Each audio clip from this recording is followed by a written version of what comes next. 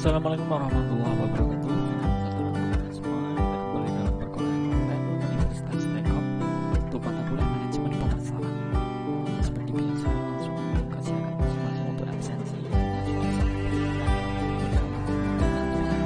sesi masuk di perkuliahan akan sekali kami perkenalkan.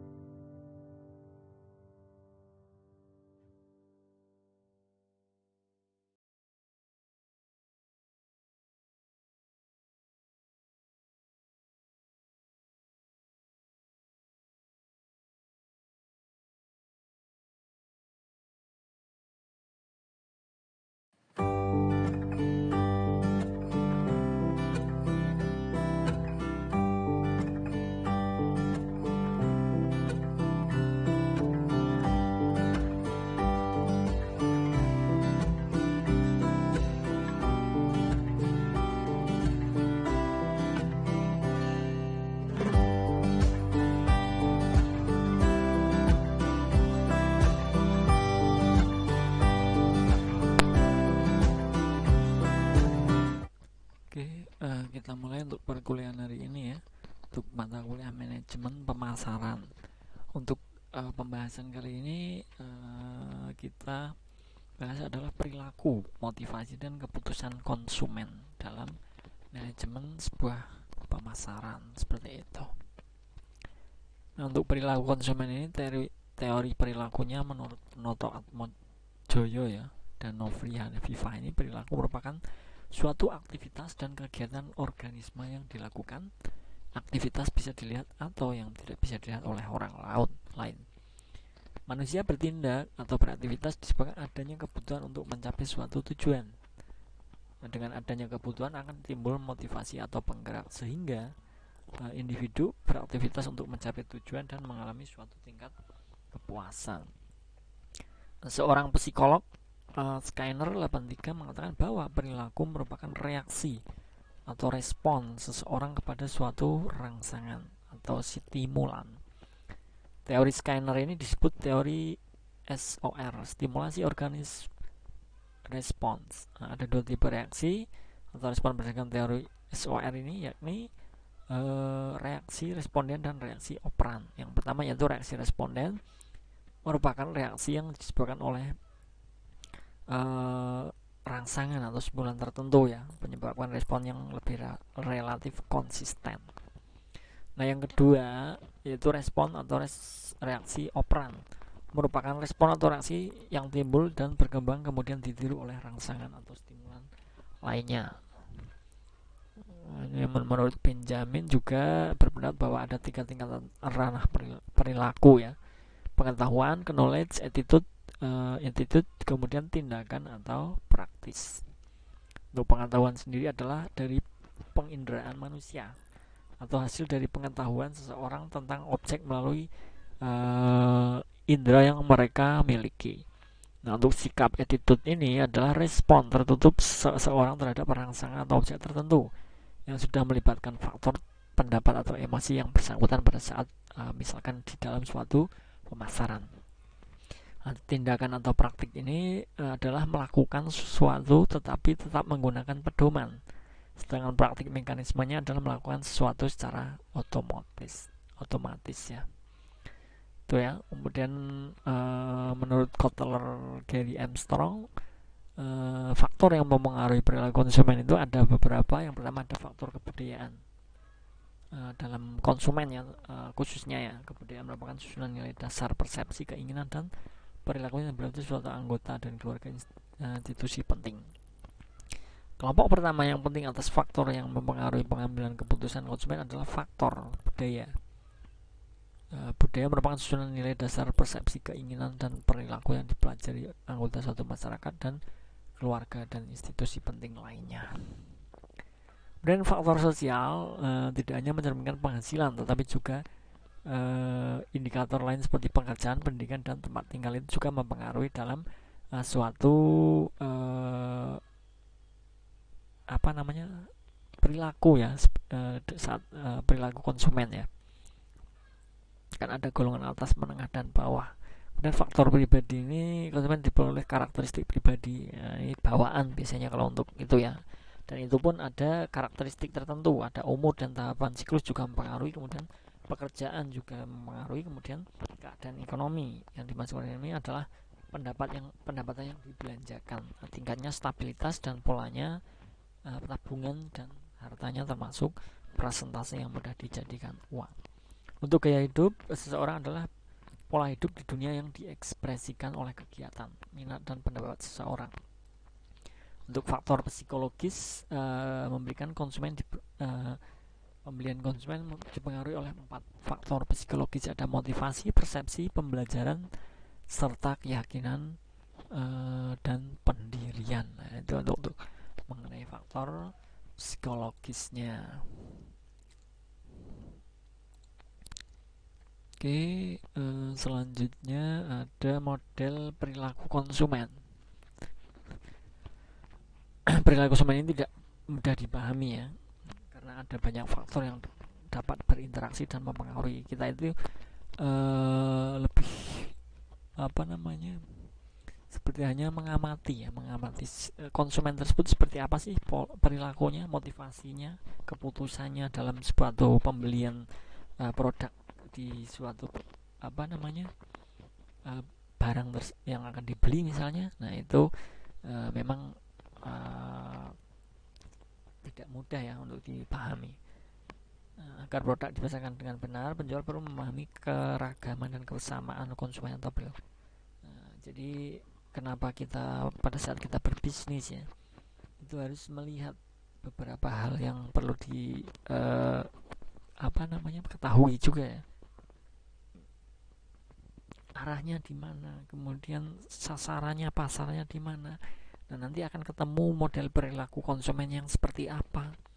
Nah itu yang mungkin agak susah dipahami kan pada saat kita menemukan perilaku konsumen yang berbeda-beda ya. Jadi ada yang seperti si A seperti ini, si B seperti itu, dan lain sebagainya.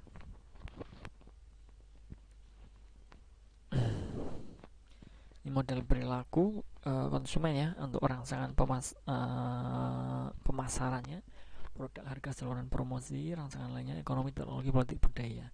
Ciri-ciri pembelian, budaya, sosial, pribadi, psikologi, pemahaman masalah, pencarian informasi, pembelian alternatif, keputusan pembelian, perilaku pasca pembelian. Rangsangan pemasarannya, produk, harga, saluran promosi. Untuk rangsangannya, ekonomi, teknologi, politik, budaya. Ini adalah model perilaku konsumen. Contohnya untuk ditabelkan ya, untuk motivasi belanja konsumen ini juga perkembangan besar ini telah diwarnai dengan bermacam-macam kompetisi di segala bidang ya. Melihat kondisi ini menyebabkan pebisnis semakin dituntut untuk melihat strategi tepat dalam memenuhi target volume penjualan. Mengingat perkembangan teknologi semakin meningkat dinamis, manusia dituntut dengan cepat dan tepat untuk bertindak agar tidak bersaing. Nah, dalam peningkatan persaingan, setiap perusahaan harus dapat memenangkan persaingan dengan memajang produk yang terbaik dan dapat memenuhi selera konsumen yang selalu berkembang dan berubah. Filosofi bisnis yang menyatakan bahwa kebutuhan memuaskan konsumen adalah kondisi ekonomi dan sosial untuk kelangsungan hidup perusahaan. Oke. Ini adalah model motivasi konsumen ya, kebutuhan, keinginan, dan hasrat yang belum terpenuhi, ketegangan, dorongan, kemudian belajar, perilaku, pemenuhan tujuan atau kebutuhannya, proses kesadaran untuk belajar di sini karena memang belum mampu ya, misalkan belum terpenuhi ya harus belajar menerima misalnya. Kemudian pengurangan ketegangannya pada saat pemenuhan tujuan atau kebutuhan tersebut bisa terpenuhi. Banyak faktor yang memotivasi konsumen untuk berbelanja. Motivasi konsumen dalam berbelanja memberikan kontribusi positif terhadap konsumen untuk melakukan pembelian atau produk atau jasa. Nah, berikut ini adalah dibawakan motivasi belanja konsumen menurut beberapa para ahli. Yang pertama ada Jim Kim, ini melakukan penelitian di toko diskon Korea, menemukan 3 motif belanja konsumen ya. Ada diversion atau pengalian. Manusia memiliki aktivitas yang bersifat rutin di mana aktivitas atau kegiatan tersebut dilakukan secara berkelanjutan dengan metode yang sama setiap harinya. Ini kebutuhan pokok sehari-hari berarti ya intinya ya, bersifat monoton karena setiap hari membeli yang sama. Kemudian ada sosialisasi, ya, social shopping atau suatu bentuk kegiatan belanja untuk mencari kesenangan dan yang dilakukan bersama dengan teman atau keluarga dengan tujuan untuk berinteraksi dengan orang lain saja ya, biasanya seperti itu untuk shopping. Ada utilitarian atau manfaat. Dalam aktivitas belanja, konsumen memiliki suatu motivasi yang hampir sama antar satu konsumen dengan konsumen yang lain, yaitu apa? Manfaat ya. Motivasi tersebut adalah untuk mendapatkan manfaat dari kegiatan belanja tersebut. Jadi kita membeli barang tapi yang bermanfaat, yang memang benar-benar kita butuhkan. Untuk motivasi belanja menurut Arnold dan Reynolds itu ada juga ada berapa ini? 2 ya, 3 ya. Ada adventure shopping, social shopping, ini silahkan. Oh banyak ya, ada 6, value shopping dan lain sebagainya, silahkan nanti dipelajari ya. Untuk keputusan pembelian, ada Schiffman dan Kano ini secara umum mengatakan bahwa keputusan adalah pemilihan dari 2 atau lebih alternatif. Sebaliknya, jika konsumen tidak memiliki alternatif, tidak dikategorikan sebagai pengambilan keputusan. Proses keputusan pembelian diawali pada saat pembeli menyadari bahwa adanya masalah kebutuhan. Sumber utama yang menjadi tempat konsumen untuk mendapatkan informasi dapat digolongkan ke dalam 4 kelompok. Ada sumber pribadi, komersial, publik, dan pengalaman. Oke, seperti itu ya. Untuk tahap keputusan pembelian, menentukan proses pengambilan keputusan dalam pembelian. Proses tersebut merupakan sebuah pendekatan dan penyelesaian masalah yang terdiri atas 5 tahap ya. Identifikasi masalah, analisis keinginan dan kebutuhan ya, biasanya seperti itu, antara keinginan dan kebutuhan. Kemudian ada perolehan informasi, konsumen yang tertarik dengan kebutuhan mereka ya. Ada informasi mengenai di sana ada promo, di sini ada penjualan ini dan itu, dan setelah perolehan informasi, kemudian penilaian alternatif. Fase ini terdiri 2 tahap, dengan kata lain, setelah menetapkan target pembelian dan mengevaluasi dan mempertahankan opsi pembelian yang dipilih berdasarkan tujuan pembelian. Untuk keputusan pembelian, pembeli di sini adalah proses pembelian yang nyata. Oleh karena itu, setelah fase awal diterapkan, konsumen harus memutuskan apakah akan membeli atau tidak. Ketika seorang konsumen membuat keputusan pembelian, konsumen menemukan jumlah keputusan mengenai jenis produk, merek, penjual, jumlah atau waktu pembeliannya. Karena sudah memilih, memilah dan lain sebagainya, kemudian memberikan keputusan.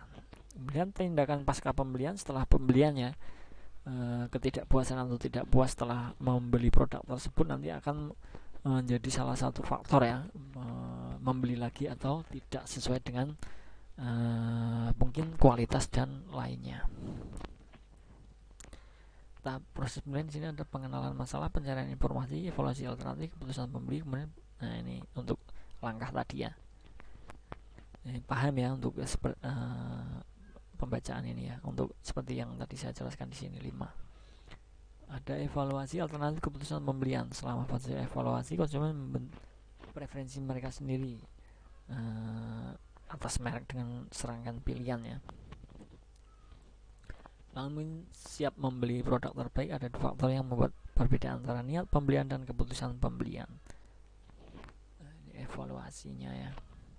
Evaluasi alternatif, niat pembeli, kemudian sikap orang lain bagaimana, faktor situasi tidak terantisipasi, kemudian baru kita memutuskan apakah kita jadi membeli atau tidak. Nah, jenis keputusan pembelian di sini banyak.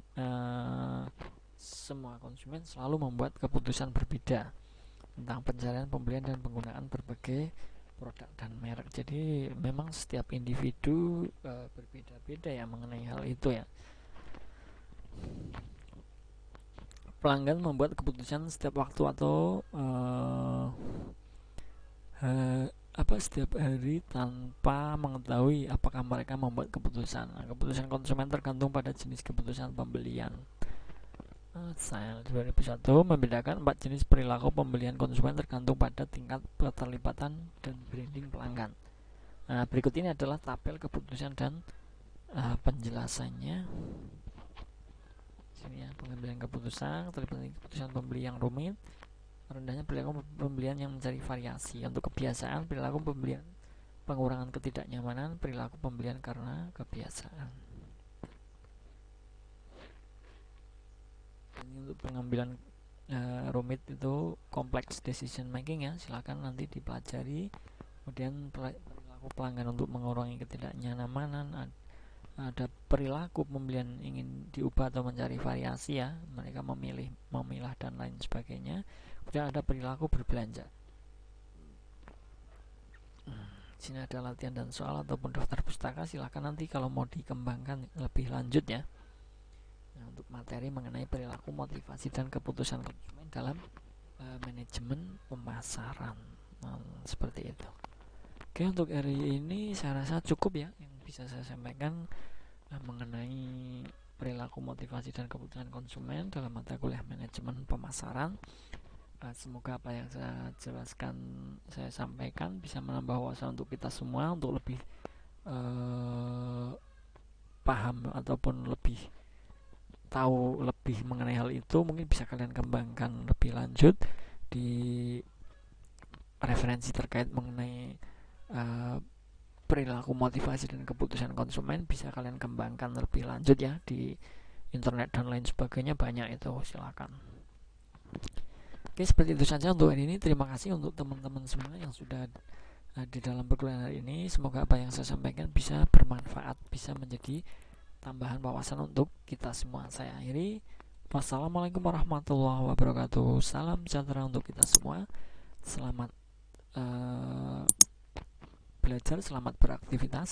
Terima kasih.